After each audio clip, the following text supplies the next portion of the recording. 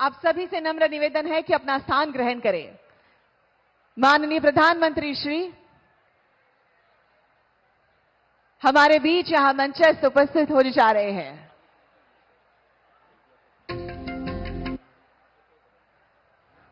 आप सभी अपनी जगह पर बैठ जाइए। आप सबसे विनती है।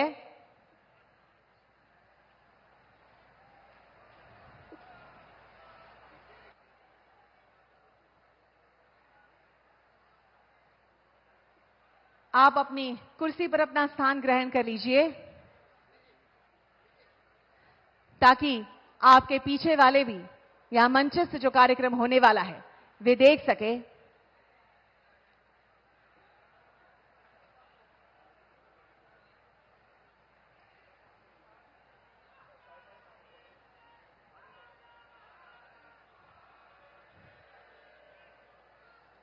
माननीय प्रधानमंत्री श्री अब वयोश्री परिसर में पधार रहे हैं, जहां राष्ट्रीय वयोश्री योजना के अंतर्गत माननीय प्रधानमंत्री श्री वृद्ध व्यक्तियों को उपकरण भेंट करेंगे।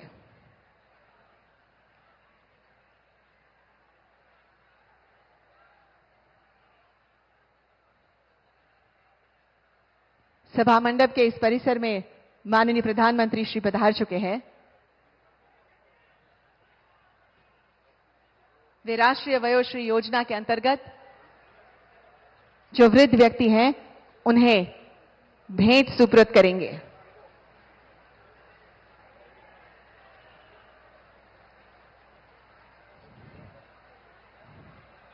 अयोध्या में राम मंदिर की प्राण प्रतिष्ठा के समारोह में शामिल होने के बाद काशी का ये उनका दौरा है। लोगों में उत्साह दिखाई दे रहा है। इस समय प्रधानमंत्री पहुंच चुके हैं लोगों के बीच में। रामकृपाल जी, क्या आपको लगता है कि लोगों में अयोध्या की प्राण प्रतिष्ठा के समारोह के बाद काशी में भी काशीवासियों का अपने नेता का लंबा इंतजार रहा है, वो इंतजार आज पूरा हुआ है? निश्चित रूप से। और जैसा मैंने कहा कि अयोध्या और काशी, ये एक का नाम लीजिए दूसरा अपने आप ही आ जाता है। और जाहिर सी बात है कि अयोध्या 22 जनवरी के बाद का जो माहौल बना है पूरे देश में, आज आप देखिए निश्चित रूप से वो बनारस तो एक तरह का जिसको कहते हैं कि सनातन का, हमारी सांस्कृतिक चेतना का केंद्र है ही। तो दोनों को अलग करके नहीं। उसके बाद जब मोदी जी गए हैं तो जिस तरह का 22 जनवरी को जो माहौल था, निश्चित रूप से उसके बाद मोदी जी गए हैं, इतनी बड़ी सफलता हमें रही है। 500 सालों का जो इंतजार था खत्म हुआ है। वो अपनी कॉन्स्टिट्यूएंसी में गए हैं तो एक तो बनारस के जो लोग उनकी कॉन्स्टिट्यूएंसी के हैं वो अपने आप को खुद गौरवान्वित महसूस कर रहे हैं कि हमारे प्रतिनिधि ने वो कर दिखाया है या वो चीज है जिसकी जो अकल्पनीय था। तो जाहिर सी बात है कि वहां लौट के गए हैं तो वो सारे काशीवासियों का सिर आज की तारीख में ऊंचा होगा। जैसे हम कहते हैं कि सीना चौड़ा होना, एक गर्व महसूस होना और अपने प्रतिनिधि से मिलना जिसने इतनी बड़ी छाप छोड़ी है जी। तो पूरी दुनिया आज नतमस्तक है, सम्मान दे रही है जिस नेता को, तो उसके क्षेत्र के वासी तो अपने आप में आह्लादित होंगे ही। जी रामकृपाल जी, क्या आप मानते हैं कि भारत में राजनीतिक पार्टियों ने कल्चरल इंफ्रास्ट्रक्चर को, सांस्कृतिक एक जो आधारभूत संरचना है उसकी तरफ काम कर परहेज रहा है क्या? देखिए ऋतु जी, कुछ चीजें ऐसी होती हैं, क्योंकि एक बात तो है कि जिसको इकबाल ने भी लिखा था, कुछ बात है कि हस्ती मिटती नहीं हमारी, सदियों रहा है दुश्मन दौरे।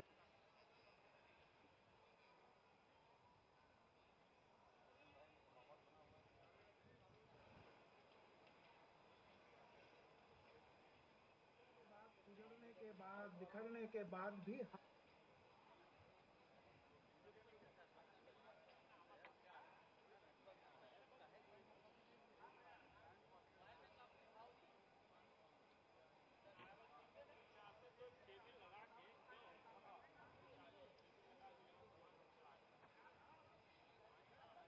माननीय प्रधानमंत्री श्री वाराणसी का सर्वप्रथम गंडोला का अब विधिवत उद्घाटन करने जा रहे हैं।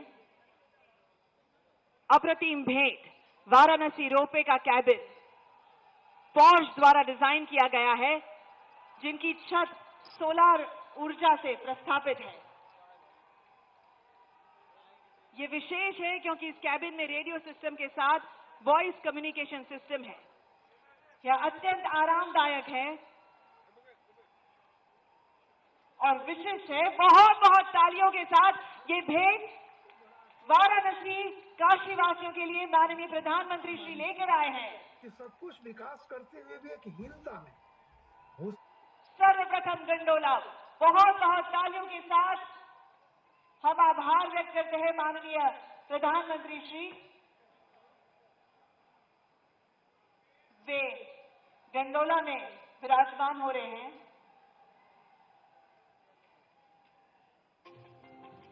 स्वागत है भारत के प्रथम अत्याधुनिक रोपवे पब्लिक ट्रांसपोर्टेशन सिस्टम में। गर्व की बात है कि इसके लिए चुना गया देश का सबसे पौराणिक शहर वाराणसी। आपका सफर वाराणसी कैंट रेलवे स्टेशन से शुरू होता है। कैंट स्टेशन के ग्राउंड फ्लोर में आप बनारस के लोकल सामान जैसे बनारसी सिल्क साड़ी, भदोही कालीन, गुलाबी मीनाकारी शिल्प तथा स्थानीय हस्तकला जैसी अनूठी चीजों की खरीदारी कर सकते हैं। पहली मंजिल पर आपको मिलेगा वाराणसी के जीवन और संस्कृति से जुड़ी विशेष यात्रा, परंपरा, घाटों और उत्सवों की झलक। दूसरी मंजिल पर स्थित है रोपवे का प्लेटफॉर्म। कैंट स्टेशन से जब आप 10 सीटों की क्षमता वाले इस आधुनिक गोंडोला में बैठेंगे, तब आपको आपकी यात्रा में वाराणसी की कला, धर्म और संस्कृति को करीब से देखने का एक अभूतपूर्व अवसर प्राप्त होगा। वाराणसी कैंट रेलवे स्टेशन से शुरू होकर आपका ये सफर रेलवे स्टेशन से काशी विद्यापीठ होते हुए रथ यात्रा और गिरजाघर से गोदौलिया चौराहे पर स्थित स्टेशन तक 3.85 किलोमीटर की यात्रा 16 मिनट में करके इस भीड़ मुक्त सफर में आप लगभग 50 मीटर की ऊंचाई से काशी की छटा को निहार सकते हैं। अगले स्टेशन काशी विद्यापीठ से होते हुए आप बढ़ेंगे रथ यात्रा स्टेशन की ओर। रथ यात्रा स्टेशन के प्रथम तल पर आप स्थानीय लजीज व्यंजनों का लुत्फ उठा सकते हैं। पहली मंजिल पर आपके लिए काशी विश्वनाथ मंदिर, सारनाथ, मार्कंडेय महादेव, बनारस हिंदू विश्वविद्यालय जैसी ऐतिहासिक जगहों और सांस्कृतिक त्योहारों पर प्रकाश डाला गया है। दूसरी मंजिल पर स्थित है रोपवे प्लेटफॉर्म। यहां से आप गिरजाघर स्टेशन होते हुए अंतिम पड़ाव गोदौलिया चौराहे पर स्थित स्टेशन तक जाएंगे। करीब 148 ट्रॉली कार से सुसज्ज इस ट्रांसपोर्टेशन सिस्टम द्वारा 8 से 10 सेकंड के अंतराल पर यात्रियों के लिए गोंडोला उपलब्ध है। 16 घंटे संचालित रहने वाले इस ट्रांसपोर्टेशन सिस्टम से एक दिन में 96,000 लोग आ जा सकते हैं। उम्मीद है आपका यह सफर आनंददायी और यादगार रहा होगा। हर हर महादेव।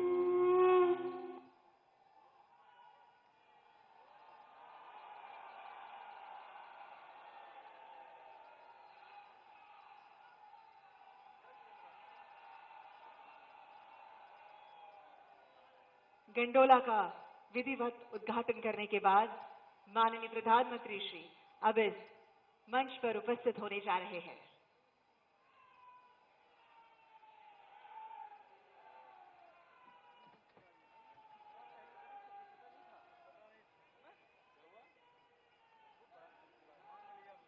आज अनेक अनूठी भेंट लेकर माननीय प्रधानमंत्री श्री आप सबके बीच उपस्थित हैं।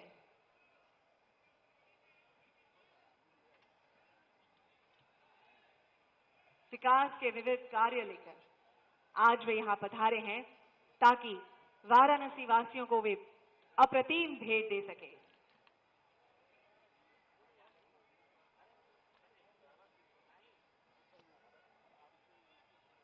आप अपना स्थान ग्रहण कीजिए। माननीय प्रधानमंत्री श्री मंच पर कुछ ही क्षण में उपस्थित होंगे। आप सभी से नम्र निवेदन है कि आप अपना स्थान ग्रहण करें।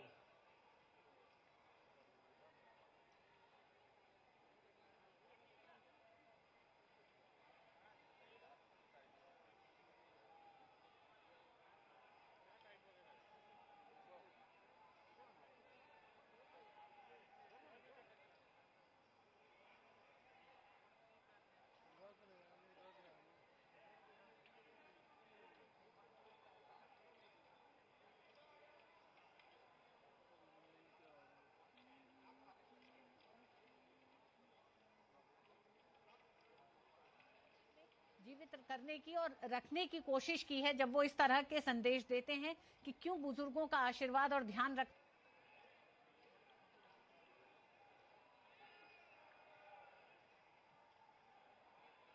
केवल कुछ ही क्षण में माननीय प्रधानमंत्री श्री हमारे बीच इस मंच पर उपस्थित रहेंगे।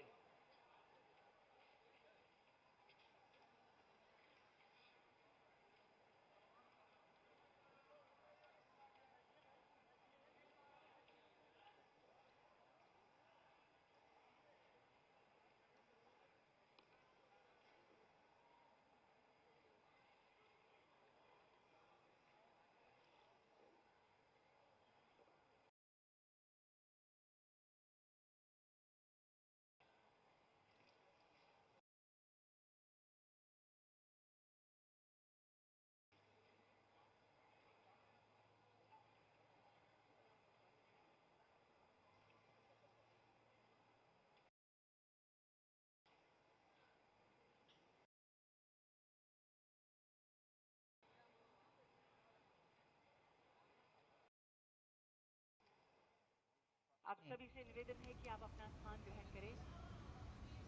माननीय प्रधानमंत्री श्री और माननीय मुख्यमंत्री श्री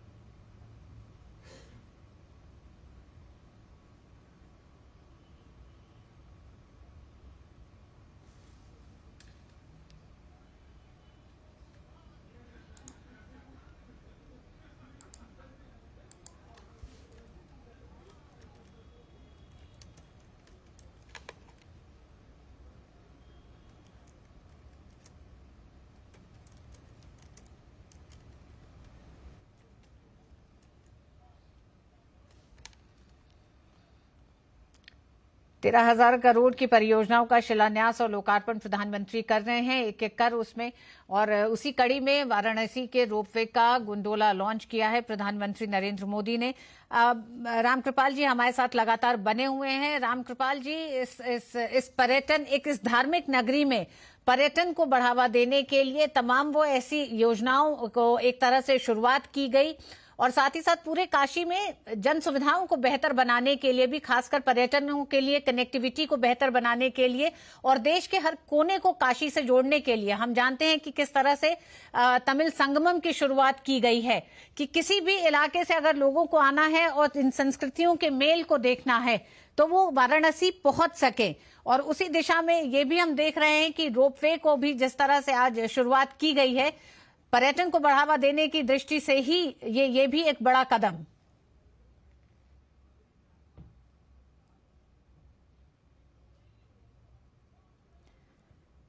रामकृपाल जी, आप हमारे साथ बने हुए हैं। जी जी जी जी जी जी रामकृपाल जी, पर्यटन को भी बढ़ावा देने के लिए ये जो आज तमाम योजनाओं का शिलान्यास और लोकार्पण होना है, उसी में ये रोपवे भी है। बिल्कुल। देखिए, जैसा मैंने अभी कहा था आपसे कि मोदी जी ने हिंदुस्तान में जहां भी कोई संभावना है, जिस भी तरह की, चाहे वो रिलीजियस टूरिज्म हो, चाहे वो नेचुरल हो, प्राकृतिक सौंदर्य हो, हर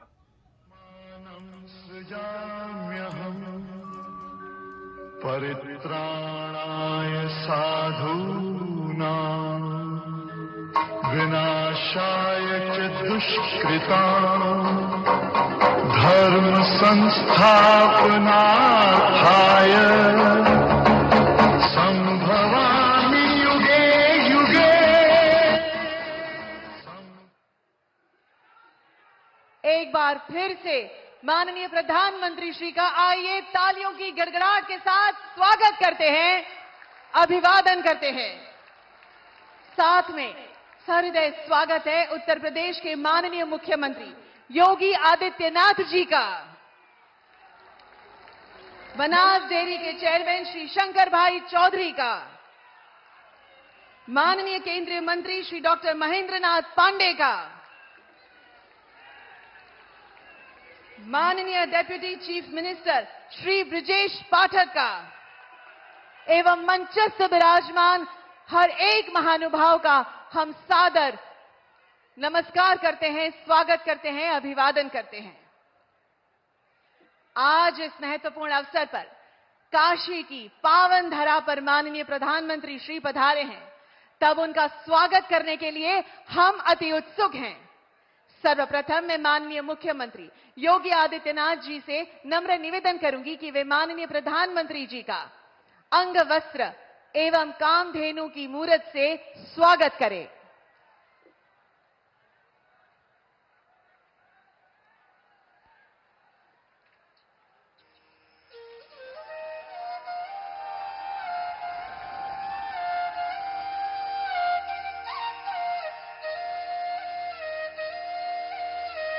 बहुत बहुत तालियों से इस क्षण को हम अभिवादन करते हैं।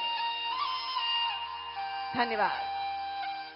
हम नम्र निवेदन करेंगे बनास डेयरी के चेयरमैन श्री शंकर भाई चौधरी को कि वे आदरणीय प्रधानमंत्री श्री का पगड़ी, शॉल तत्पश्चात कामधेनु मूर्ति से स्वागत करें।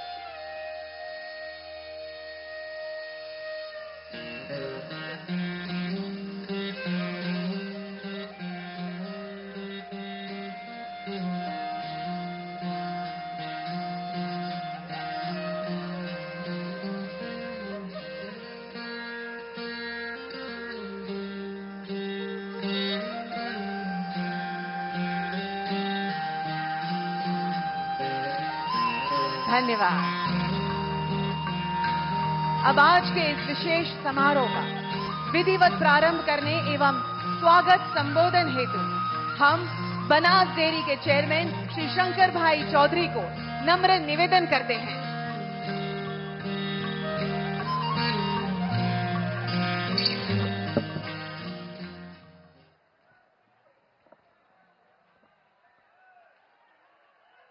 हम सभी किसान पशुपालक के लिए ये सौभाग्य का दिन है कि हम किसानों की, पशुपालकों की एक संस्था और ये संस्था के लोकार्पण कार्यक्रम में, उद्घाटन कार्यक्रम में विश्व नेता और हमारे यशस्वी प्रधानमंत्री आदरणीय मोदी जी पधारे। इनसे बड़ा हमारा सौभाग्य किसानों का और क्या हो सकता है। मैं तहे दिल से आप सभी किसानों की ओर से मैं बहुत बहुत आदरणीय प्रधानमंत्री जी का स्वागत करता हूं। मैं मानता हूं कि आप सब भी दोनों हाथ उठाकर तालियां बजाकर आदरणीय प्रधानमंत्री जी का स्वागत करिए। साथ साथ हमारे उत्तर प्रदेश के, पूरी उत्तर प्रदेश की शकल जिन्होंने बदल दी है और खास करके लॉ एंड ऑर्डर हो और डेवलपमेंट की राजनीति आदरणीय मोदी जी के स्वप्न को साकार करने के रात दिन प्रयास कर रहे हैं, ऐसे हमारे प्रदेश के मुख्यमंत्री आदरणीय योगी आदित्यनाथ जी का मैं तहे दिल से स्वागत करता हूं।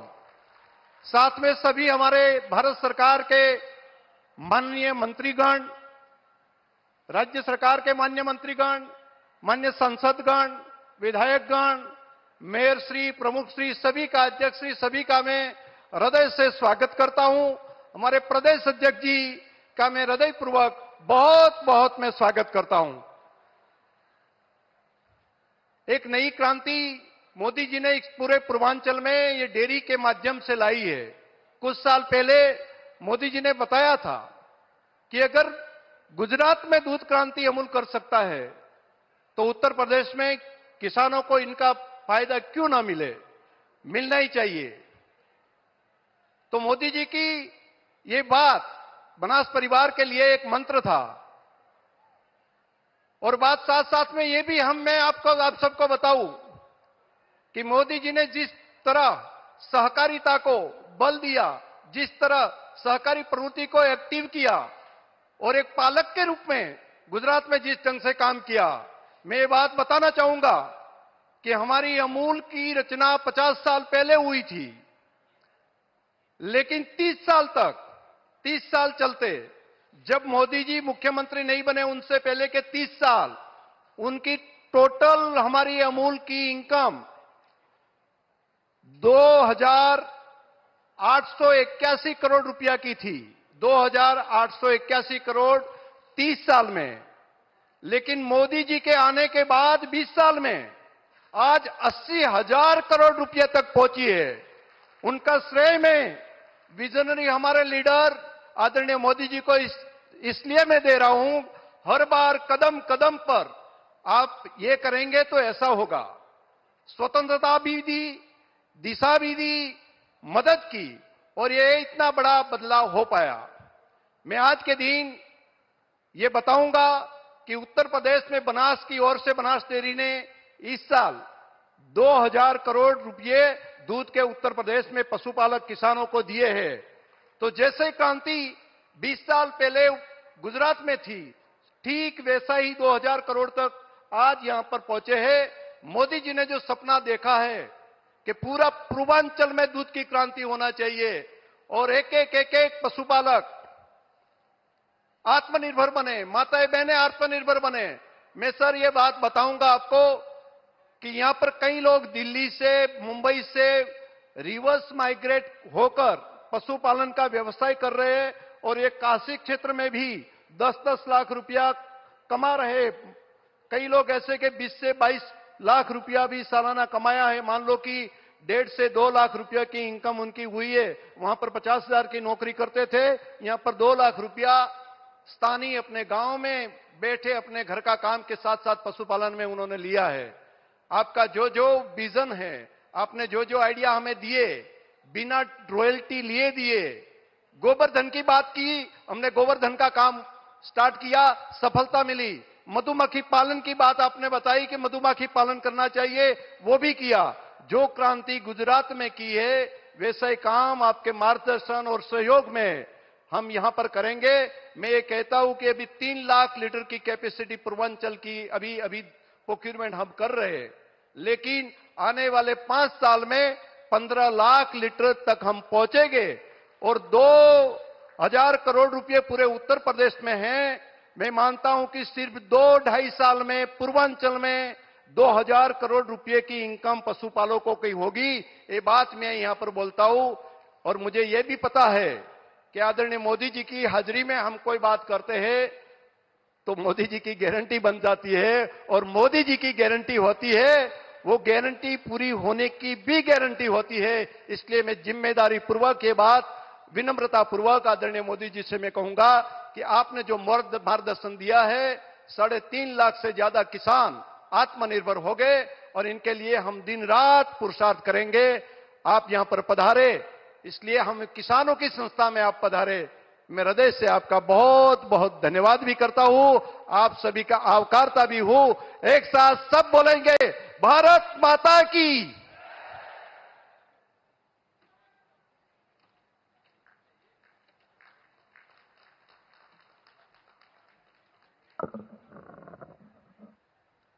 चेयरमैन श्री, आपके उष्मापूर्ण स्वागत संबोधन के लिए आपका भी हम आभार व्यक्त करते हैं और काशी बनास संकुल को बहुत सारी शुभकामनाएं देते हैं।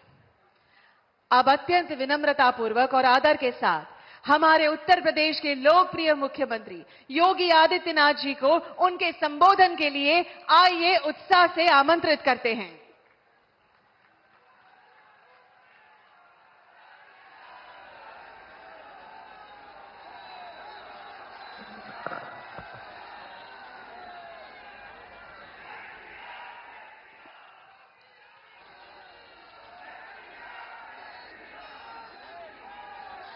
काशी के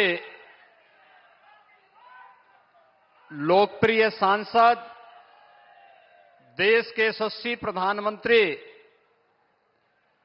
और दुनिया के सबसे लोकप्रिय राजनेता आदरणीय प्रधानमंत्री जी आज काशी में फिर से काशी वासियों को उपहार देने के लिए यहां उपस्थित हुए हैं। इस अवसर पर आप सभी काशी वासियों की ओर से आदरणीय प्रधानमंत्री जी का हृदय से स्वागत और अभिनंदन। भाइयों बहनों, आदरणीय प्रधानमंत्री जी का काशी में आगमन 5 सदी के बाद अयोध्या में रामलीला के इंतजार को समाप्त करते हुए प्रभु श्री रामलीला के भव्य और दिव्य मूर्ति को भव्य मंदिर में विराजमान कराने के उपरांत आदरणीय प्रधानमंत्री जी का काशी आगमन हुआ है। पीढ़ियां बीत गई, युगों समाप्त हो गए, लेकिन इंतजार का क्रम तब टूटा जब मोदी जी की दूरदर्शिता, उनका मार्गदर्शन और उनका नेतृत्व पूरा भारत प्राप्त कर रहा है। और उन स्थितियों में प्रभु श्री रामलला का इंतजार सभी भक्तों और श्रद्धालुओं का समाप्त हुआ। आदरणीय प्रधानमंत्री जी का काशी आगमन ऐसे समय में अत्यंत महत्वपूर्ण है और इस अवसर पर काशी विश्वनाथ धाम के बाद अयोध्या धाम में श्री रामलला का विराजमान होना हर सनातन धर्मावलंबी को, हर भारतवासी को अभिभूत करता है। इस अवसर पर आदरणीय प्रधानमंत्री जी का हृदय से स्वागत और अभिनंदन करते हुए मंच पर विराजमान केंद्रीय मंत्री डॉक्टर महेंद्र नाथ पांडेय जी, प्रदेश सरकार में मेरे वरिष्ठ सहयोगी उप मुख्यमंत्री ब्रजेश पाठक जी, बनास डेयरी के चेयरमैन श्री शंकर भाई चौधरी जी, भारतीय जनता पार्टी के प्रदेश के अध्यक्ष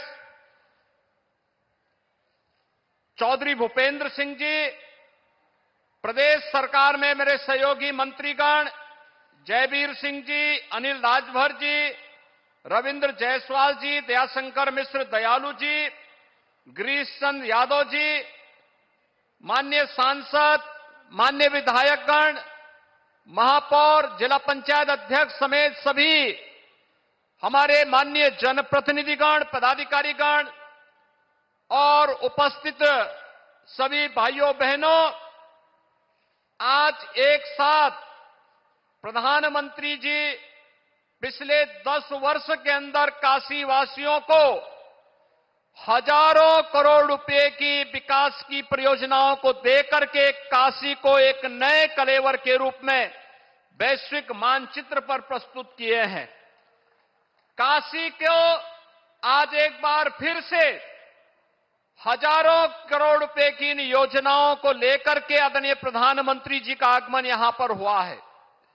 अभी सामने आपकी बनास डेयरी है, 650 करोड़ रुपए की लागत से यह डेयरी बनी है और ऐसा लगता है जैसे हमारे किसानों और पशुपालकों का तो ये आधुनिक तीर्थ जैसा है।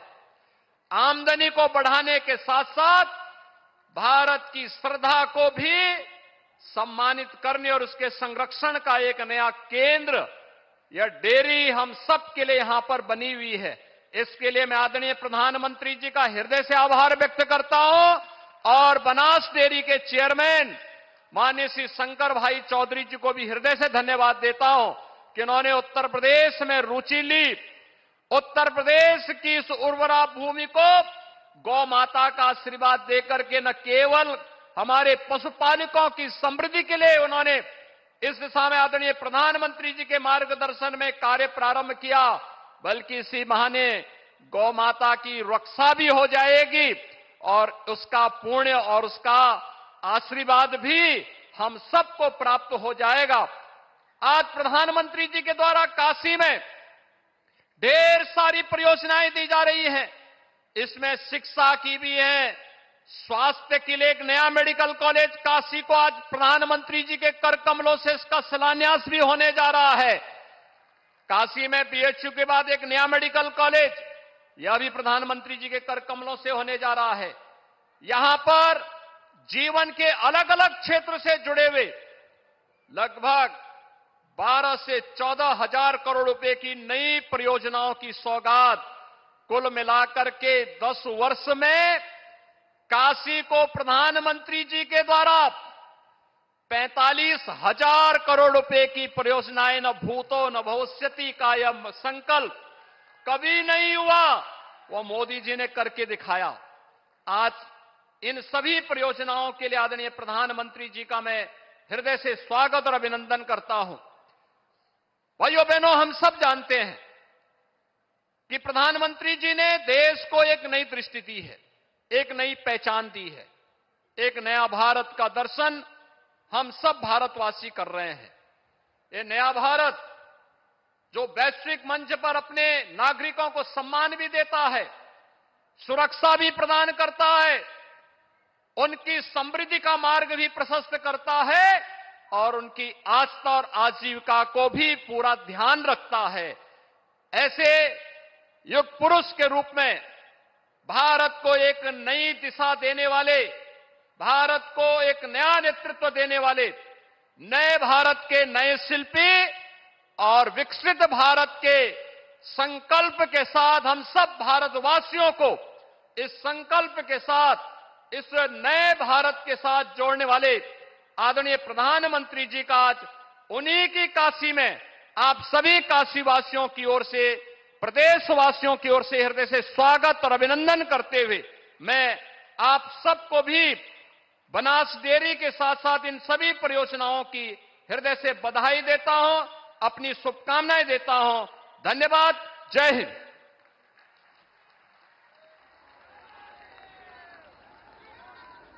माननीय मुख्यमंत्री श्री, आपके उत्साहपूर्ण संबोधन के लिए हम भी आपका बहुत बहुत धन्यवाद करते हैं। आज से पूर्वांचल में श्वेत गंगा बहने वाली है और हर घर में सुख और समृद्धि की बढ़ोतरी होने जा रही है।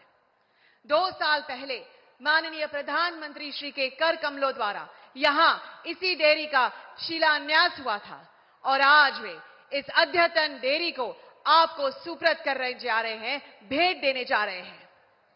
साथ ही पूर्वांचल की विकास यात्रा में वृद्धि करने वाली अनेक परियोजनाओं को आज माननीय प्रधानमंत्री श्री उद्घाटन कर राष्ट्र को समर्पित करेंगे। तो आइए तालियों की बौछार के साथ माननीय प्रधानमंत्री श्री को रिमोट द्वारा बनास काशी संकुल एवं सभी परियोजनाओं का विधिवत उद्घाटन करने का निमंत्रण देते हैं।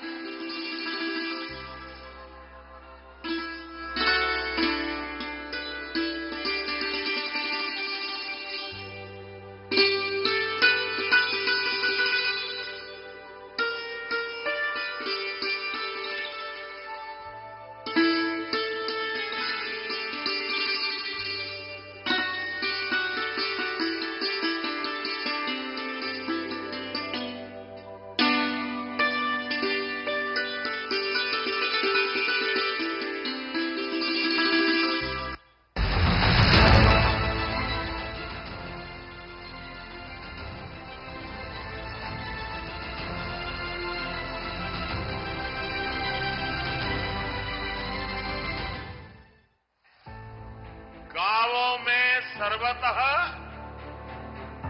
जैव गवाम मध्ये वसाम्यहम, यानी गायें मेरे चारों ओर रहे और मैं गायों के बीच निवास करूं।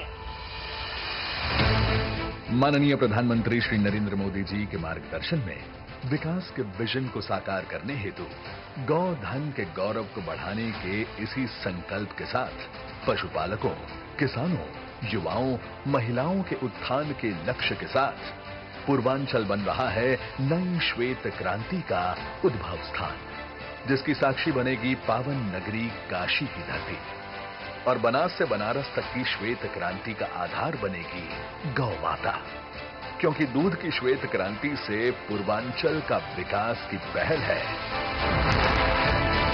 बनास काशी संकुल, पूर्वांचल के विकास का संकुल।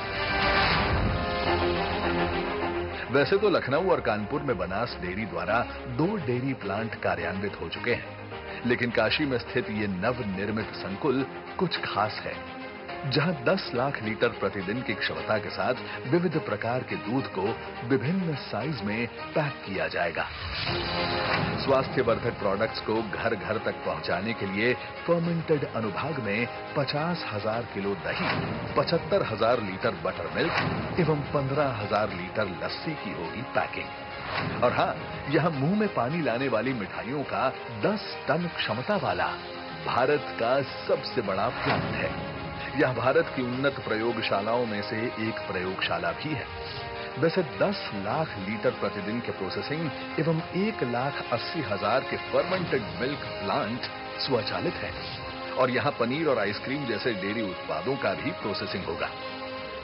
कुल मिलाकर ये प्लांट डेयरी सेक्टर और इकोनॉमी को बूस्ट करने वाली एक बड़ी पहल बनेगा, जिससे किसानों को मिलेगी समृद्धि की गारंटी, महिलाओं को मिलेगी आर्थिक उत्थान की गारंटी, युवाओं को मिलेगी आत्मनिर्भरता की गारंटी और पशुपालकों को मिलेगी खुशहाली की गारंटी।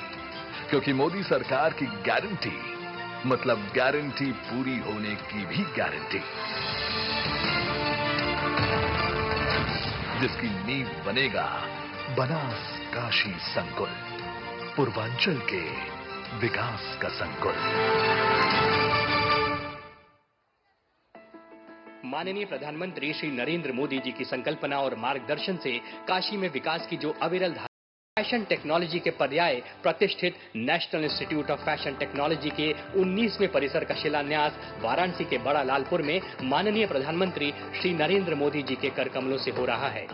NIFT काशी में 3 डिजाइन कार्यक्रमों के साथ यहाँ के परंपरागत शिल्प कौशल को तो संजीवनी देगा ही, साथ में आधुनिक टेक्नोलॉजी और शिक्षा के माध्यम से परंपरा के धागे कल के नवाचार के साथ जुड़ेंगे। इसके साथ ही वाराणसी के पांडेपुर में मेडिकल कॉलेज और काशी हिंदू विश्वविद्यालय में नेशनल सेंटर ऑफ एजिंग के शिलान्यास तथा 1300 करोड़ की लागत से भारतमाला परियोजना के अंतर्गत वाराणसी रांची कोलकाता 6 लेन एक्सप्रेसवे के कार्य का शुभारंभ सम्मिलित है। ये पौराणिक विरासत से सर्वांगीण विकास के संकल्प की काशी है। समस्त काशीवासी इस विकास यात्रा के लिए माननीय प्रधानमंत्री श्री नरेंद्र मोदी जी के आभारी हैं। माननीय प्रधानमंत्री जी इस क्षेत्र के विकास हेतु हजारों करोड़ की भेंट देने के लिए एक बार फिर से हम सब आपका अभिवादन करते हैं, धन्यवाद कहते हैं। GI भौगोलिक संकेतक एक ऐसा नाम है जिसका उपयोग उन विशिष्ट उत्पादों के लिए किया जाता है जो किसी भौगोलिक स्थान से संबंधित है एवं समृद्ध विरासत के साथ जुड़ा है। जनपद वाराणसी के ऐसे ही 5 GI उत्पादों से जुड़े कारीगरों को अधिकृत उपयोगकर्ता का प्रमाण पत्र आज माननीय प्रधानमंत्री जी के कर कमलों से दिए जाएंगे। सर्वप्रथम आमंत्रित करेंगे श्री जमालुद्दीन अंसारी।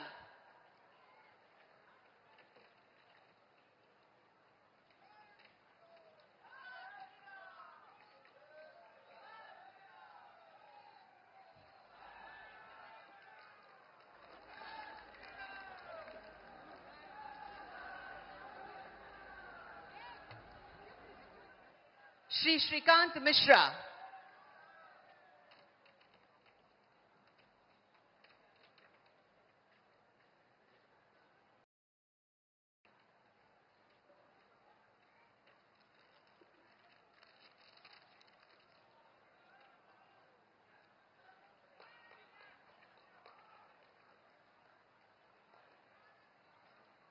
श्री सिद्धार्थ मौर्य।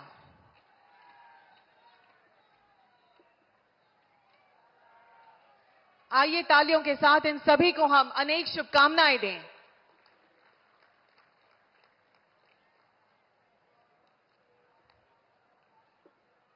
धन्यवाद। जिन्होंने अपनी प्रतिबद्धता एवं अथक प्रयासों से देश और नागरिकों के विकास के लिए सदैव कार्यरत रहे हैं, उनके सशक्त नेतृत्व से देश नई ऊर्जा एवं शक्ति से अभिभूत हो रहा है। वैसे हमारे आदरणीय प्रधानमंत्री श्री नरेंद्र मोदी जी को आइए तालियों की गूंज के साथ उनके विशेष संबोधन के लिए आमंत्रित करते हैं।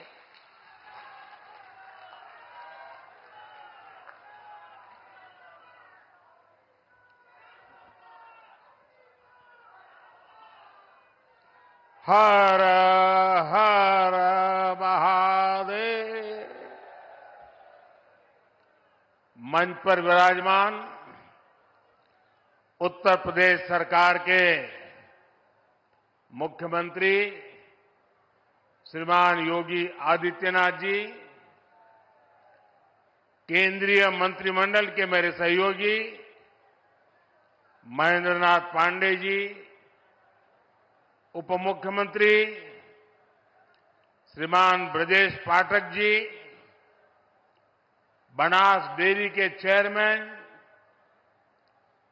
शंकर भाई चौधरी, भारतीय जनता पार्टी के प्रदेश अध्यक्ष श्रीमान भूपेंद्र चौधरी जी, राज्य के अन्य मंत्रीगण, जनप्रतिनिधिगण और काशी के मेरे परिवार से आए भाई और बहनों, काशी के धरती पर आज एक बार फिर आप लोगन के बीच आवे का मौका मिलल है। जब तक बनारस नहीं आई तब तक हमार मन नहीं मानेला।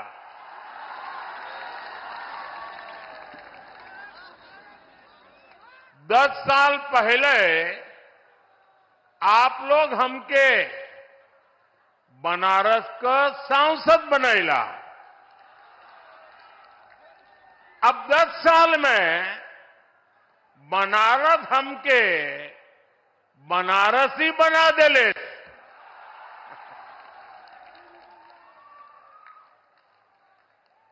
भाई और बहनों, आप सभी इतनी बड़ी संख्या में आए हैं, हमें आशीर्वाद दे रहे हैं। ये दृश्य हमें गदगद कर देता है। आप लोगों के परिश्रम से आज काशी को नित्य नूतन बनाने का अभियान लगातार जारी है।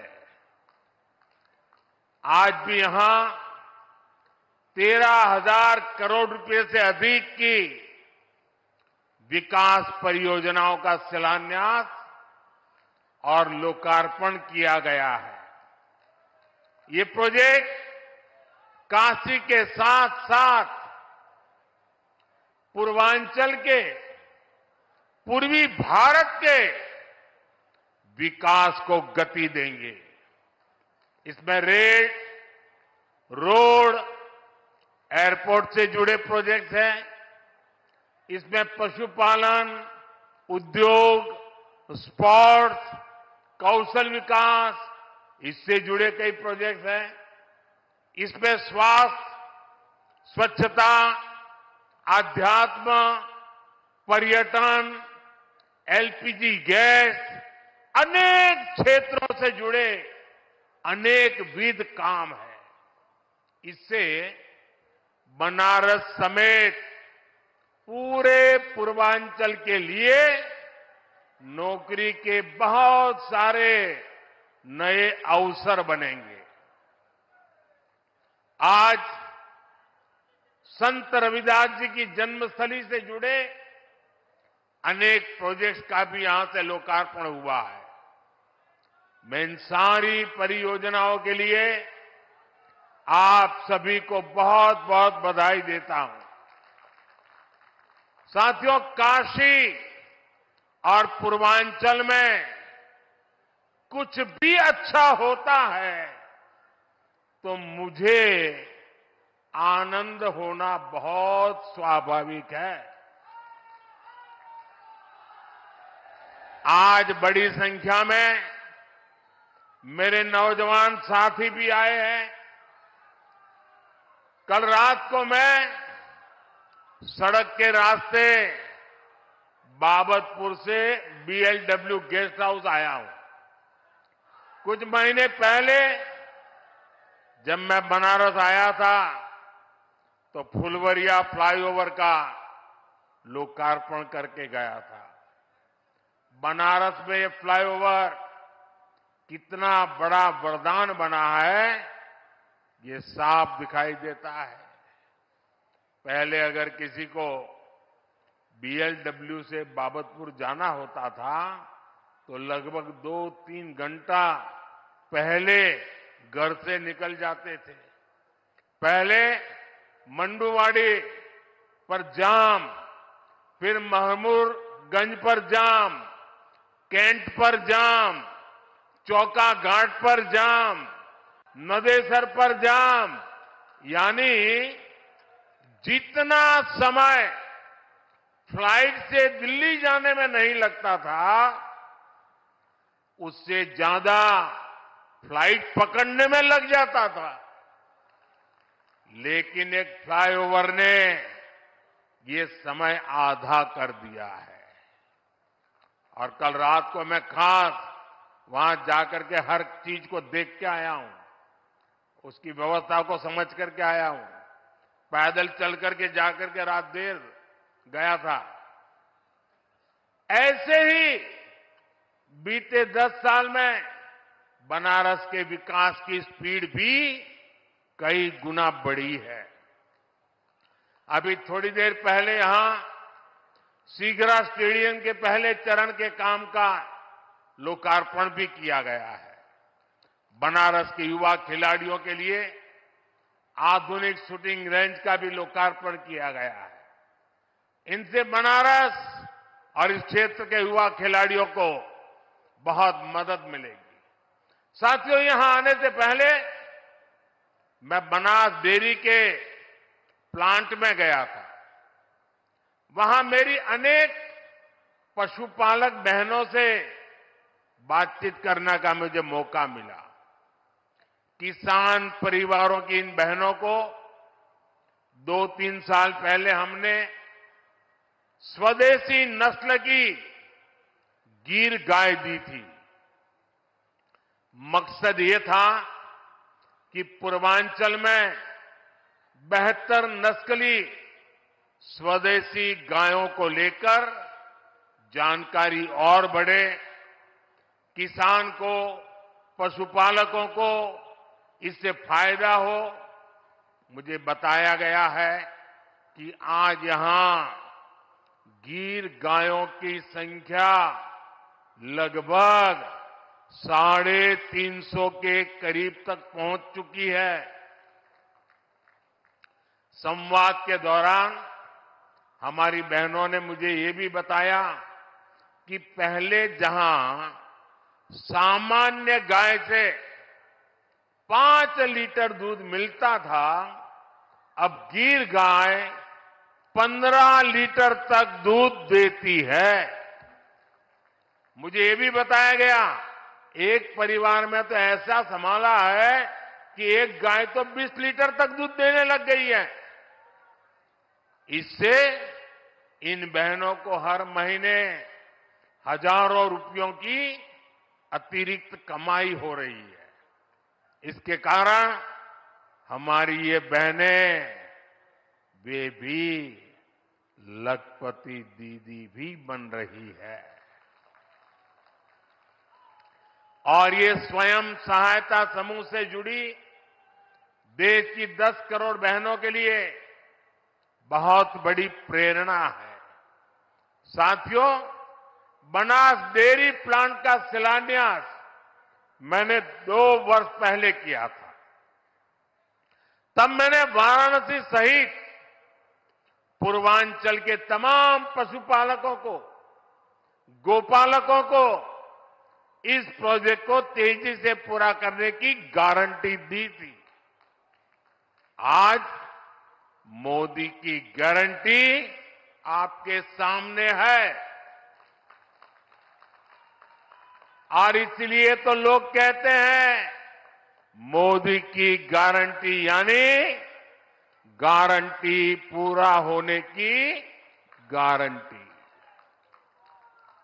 सही निवेश से रोजगार के अवसर कैसे पैदा होते हैं, बनास डेयरी इसका उत्तम उदाहरण है। अभी बनास डेयरी वाराणसी, मिर्जापुर, गाजीपुर, रायबरेली, इन जिलों के पशुपालकों से लगभग 2 लाख लीटर दूध इकट्ठा कर रही है। इस प्लांट के चालू होने से अब बलिया, चंदौली, प्रयागराज, जौनपुर और दूसरे जिलों के लाखों पशुपालकों को भी लाभ होगा। इस परियोजना से वाराणसी, जौनपुर, चंदौली, गाजीपुर, आजमगढ़ जिलों के 1000 से ज्यादा गांवों में दुग्ध मंडियां बनेगी। पशुपालकों का ज्यादा दूध ज्यादा कीमत पर बिकेगा तो हर किसान पशुपालक परिवार को ज्यादा कमाई होना तय है। ये प्लांट किसानों, पशुपालकों को बेहतर पशुओं की नस्ल और बेहतर चारे को लेकर भी जागरूक करेगा, प्रशिक्षित करेगा। साथियों, इतना ही नहीं, ये बनास काशी संकुल रोजगार के भी हजारों नए अवसर बनाएगा, अलग अलग कामों में रोजगार बनाएगा। एक अनुमान है कि इस संकुल से पूरे इलाके में 3 लाख से ज्यादा किसानों की आय बढ़ेगी। यहां दूध के अलावा छाछ, दही, लस्सी, आइसक्रीम, पनीर और अनेक प्रकार की स्थानीय मिठाइयां बनेगी। इतना कुछ बनेगा तो इन्हें बेचने वालों को भी तो रोजगार मिलने वाला है। यह प्लांट बनारस की प्रसिद्ध मिठाइयों को देश के कोने कोने तक पहुंचाने में बहुत बड़ी भूमिका निभाएगा। दूध के ट्रांसपोर्टेशन से जुड़े कारोबार में भी अनेक लोगों को रोजगार मिलेगा। इससे पशु आहार से जुड़े दुकानदार, स्थानीय वितरकों का भी दायरा बढ़ेगा। इसमें भी अनेक रोजगार बनेंगे। साथियों, इन प्रयासों के बीच मेरा बनास डेयरी के कामकाज से जुड़े वरिष्ठ साथियों से भी एक आग्रह है। मैं चाहूंगा कि आप दूध का पैसा सीधे बहनों के अकाउंट में डिजिटल तरीके से भेजिए। किसी पुरुष के हाथ में पैसे मत देना। मेरा अनुभव है, इसके बहुत ही शानदार परिणाम आते हैं। पशुपालन तो एक ऐसा सेक्टर है जिसमें सबसे अधिक हमारी बहनें जुड़ी हैं। ये बहनों को आत्मनिर्भर बनाने का बहुत बड़ा माध्यम है। पशुपालन छोटे किसानों और भूमिहीन परिवारों का भी बहुत बड़ा सहारा है। इसलिए डबल इंजन सरकार पशुपालन और डेयरी सेक्टर को इतना बढ़ावा दे रही है। साथियों, हमारी सरकार अन्नदाता को ऊर्जादाता बनाने के साथ ही अब अन्नदाता को उर्वरक दाता बनाने पर भी काम कर रही है। उर्वरक दाता बने। हम पशुपालकों को दूध के अलावा गोबर से भी कमाई के अवसर दे रहे हैं। हमारे जो ये डेयरी प्लांट है, इनमें गोबर से बायो सीएनजी बने और इस प्रक्रिया में जो जैविक खाद है वो कम दाम पर किसानों को मिले, इस पर काम हो रहा है। इससे प्राकृतिक खेती को और बल मिलेगा। गंगा जी के किनारे प्राकृतिक खेती करने का चलन वैसे भी अब बढ़ रहा है। आज गोवर्धन योजना के तहत गोबर हो, दूसरा कचरा हो, उससे बायोगैस, बायो सीएनजी बनाई जा रही है। इससे साफ सफाई भी रहती है और कचरे का पैसा भी मिलता है। साथियों, ये हमारे काशी तो कचरे से कंचन बनाने के मामले भी एक मॉडल के रूप में देश के सामने आ रही है। आज ऐसे एक और प्लांट का लोकार्पण यहां हुआ है। ये प्लांट प्रतिदिन शहर से निकलने वाले 600 टन कचरे को 200 टन चारकोल में बदलेगा। सोचिए, यही कचरा अगर कहीं किसी मैदान में फेंकते रहते तो कूड़े का कितना बड़ा पहाड़ बन जाता। काशी में सीवेज की व्यवस्था को बेहतर बनाने के लिए अनेक काम हुए हैं। साथियों, किसान और पशुपालक हमेशा से भाजपा सरकार की सबसे बड़ी प्राथमिकता रहे हैं। 2 दिन पहले ही सरकार ने गन्ने के न्यूनतम मूल्य को बढ़ाकर 340 रुपये प्रति क्विंटल कर दिया है। पशुपालकों के हित को ध्यान में रखते हुए पशुधन बीमा कार्यक्रम को भी और आसान किया गया है। आप पूर्वांचल का उस समय याद करा, गन्ना के भुगतान के लिए पहले वाला सरकार कितना मिन्नत करवाते रहे, लेकिन अब ये भाजपा की सरकार है। किसानों के बकाये का भुगतान तो हो ही रहा है, फसलों के दाम भी बढ़ाए जा रहे हैं। भाइयों और बहनों, विकसित भारत का निर्माण आत्मनिर्भर भारत के बल पर होगा। अपनी जरूरत का हर सामान बाहर से आयात करने से विकसित भारत नहीं बन सकता। पहले की सरकार और हमारी सरकार की सोच में यही बड़ा अंतर है। आत्मनिर्भर भारत तभी होगा जब देश की हर छोटी छोटी शक्ति को जगाया जाए, जब छोटे किसानों, पशुपालकों, कारीगरों, शिल्पकारों, लघु उद्यमियों को मदद दी जाए। इसलिए मैं लोकल के लिए वोकल रहता ही हूं, और मैं जब वोकल फॉर लोकल कहता हूं तो ये उन बुनकरों, उन छोटे उद्यमियों का प्रचार है जो लाखों रुपए खर्च करके अखबारों और टीवी पर विज्ञापन नहीं दे सकते। स्थानीय उत्पाद बनाने वाले ऐसे हर साथी का प्रचार मोदी खुद करता है। देश के हर छोटे किसान, हर छोटे उद्यमी का एम्बेसडर आज मोदी है। जब मैं खादी खरीदो, खादी पहनो का आग्रह करता हूं तो गांव-गांव में खादी से जुड़ी बहनें, दलित, पिछड़े, उनके श्रम को बाजार से जोड़ता हूं। जब मैं देश में बने खिलौने खरीदने की बात करता हूं तो इससे पीढ़ियों से खिलौने बनाने वाले परिवारों का जीवन सुधरता है। जब मैं मेक इन इंडिया कहता हूं तो मैं इन छोटे और कुटीर उद्योगों पर हमारे एमएसएमई के सामर्थ्य को नई बुलंदी देने का प्रयास करता हूं।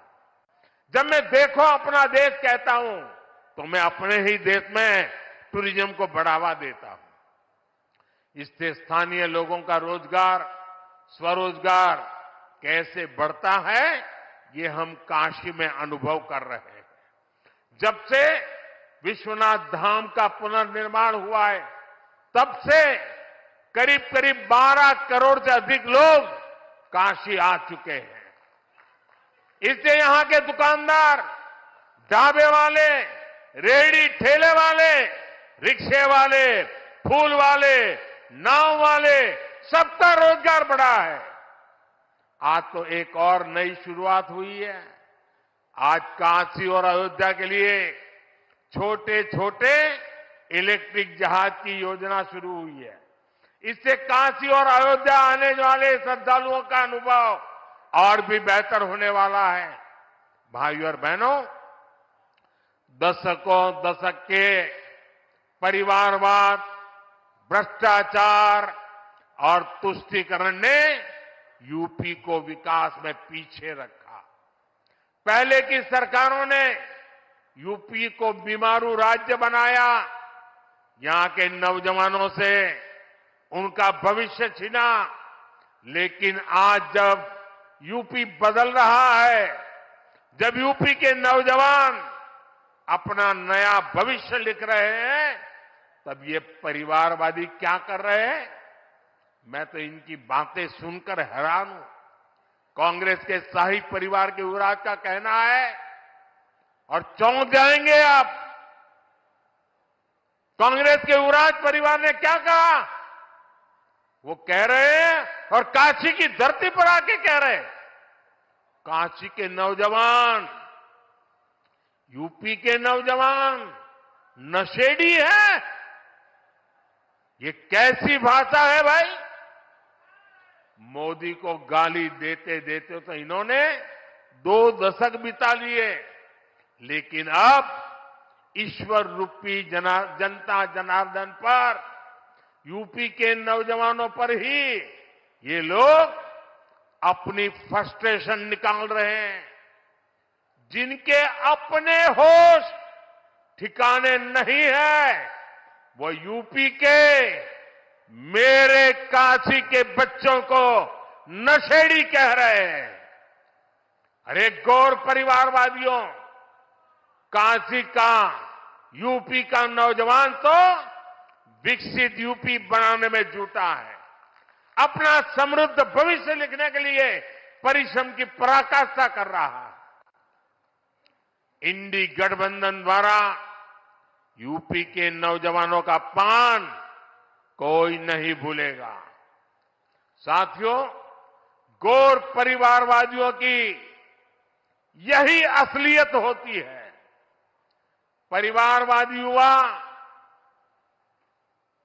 हमेशा परिवारवादी युवा शक्ति से डरते हैं, युवा टैलेंट से डरते हैं। उनको लगता है कि सामान्य युवा को अवसर मिला तो वो हर जगह चुनौती देगा। इनको वही लोग पसंद आते हैं जो उनकी दिन रात जय जयकार करते रहें। आजकल तो इनके गुस्से का, इनकी बौखलाहट का एक और भी कारण है। इनको काशी और अयोध्या का नया स्वरूप बिल्कुल पसंद नहीं आ रहा। आप देखिए, अपने भाषणों में राम मंदिर को लेकर कैसी कैसी बातें करते हैं, कैसी कैसी बातों से हमले करते हैं। मैं नहीं जानता था कि कांग्रेस को प्रभु श्री राम से इतनी नफरत है। भाई और बहनों, ये अपने परिवार और अपने वोट बैंक से बाहर देख ही नहीं सकते, सोच ही नहीं सकते। तभी तो हर चुनाव के दौरान साथ आते हैं, और जब परिणाम नील बटा सन्नाटा आता है तो ये एक दूसरे को गाली देते हुए अलग हो जाते हैं। लेकिन ये लोग जानते नहीं, ये बनारस हो, यहां सब गुरु हो। यहां इंडी गठबंधन के पैंतरा ना चली। बनारस नहीं, पूरे यूपी के पता हो, माल वही है, पैकिंग नहीं है। इस बार तो इनको जमानत बचाने के लिए ही बहुत संघर्ष करना पड़ेगा। साथियों, आज पूरे देश का एक ही मूड है, अब की बार मोदी की गारंटी है, हर लाभार्थी को 100% लाभ। मोदी लाभार्थियों के सैचुरेशन की गारंटी दे रहा है। तो यूपी ने भी सारी सीटें मोदी को देने का निर्णय किया है। यानी इस बार यूपी 100% सीटें एनडीए के नाम करने वाला है। भाइयों और बहनों, मोदी का तीसरा कार्यकाल पूरी दुनिया में भारत के सामर्थ्य का सबसे प्रखंड कालखंड होने वाला है, सबसे प्रखर कालखंड होने वाला है। इसमें भारत का आर्थिक, सामाजिक, सामरिक, सांस्कृतिक हर क्षेत्र नई बुलंदी पर होगा। बीते 10 वर्षों में भारत 11वें नंबर से ऊपर उठकर 5वें नंबर की आर्थिक ताकत बना। आने वाले 5 वर्षों में भारत दुनिया की तीसरी सबसे बड़ी आर्थिक महाशक्ति बनेगा। बीते 10 वर्षों में आप देश में देख रहे हैं कि सब कुछ डिजिटल हो गया है। आज आप चारों तरफ 4 लेन, 6 लेन, 8 लेन की चौड़ी चौड़ी सड़कें देख रहे हैं। रेलवे स्टेशनों को आधुनिक होते देख रहे हैं। वंदे भारत, अमृत भारत, नमो भारत ऐसी तेज और आधुनिक ट्रेनें चलती देख रहे हैं। और यही तो नया भारत है। आने वाले 5 वर्षों में ऐसे विकास कार्यों में और तेजी होने वाली है। देश का कायाकल्प होने वाला है। मोदी ने तो गारंटी दी है कि जिस पूर्वी भारत को विकास से वंचित रखा गया, उसको विकसित भारत का ग्रोथ इंजन बनाऊंगा। वाराणसी से औरंगाबाद के 6 लेन हाईवे का पहला फेज पूरा हुआ है। आने वाले 5 वर्ष में यह पूरा होगा तो यूपी और बिहार को बहुत फायदा होगा। वाराणसी, रांची, कोलकाता एक्सप्रेसवे, इससे बिहार, झारखंड और पश्चिम बंगाल की दूरी और सिमटने वाली है। भविष्य में बनारस से कोलकाता के सफर का समय करीब करीब आधा होने जा रहा है। साथियों, आने वाले 5 वर्षों में यूपी के काशी के विकास में भी नए आयाम जुड़ेंगे। तब काशी रोपवे जैसे आधुनिक यातायात में सफर करेगी। एयरपोर्ट की क्षमता कई गुना अधिक होगी। काशी यूपी नहीं, देश की भी एक महत्वपूर्ण खेल नगरी बनेगी। आने वाले 5 वर्षों में मेरी काशी, मेड इन इंडिया, आत्मनिर्भर भारत के अभियान को और गति देगी। आने वाले 5 वर्षों में निवेश और नौकरी, कौशल और रोजगार इसका हब के रूप में काशी की भूमिका और सशक्त होगी। आने वाले 5 वर्षों में काशी का national institute of fashion technology परिसर तैयार हो जाएगा। इससे यूपी के नौजवानों के लिए स्किल और रोजगार के अनेक अवसर मिलेंगे। इससे हमारे बुनकर साथियों, हमारे कारीगरों को भी नई टेक्नोलॉजी और नई स्किल देना सरल होगा। साथियों, बीते दशक में काशी को हमने हेल्थ और एजुकेशन के हब के रूप में एक नई पहचान दी है।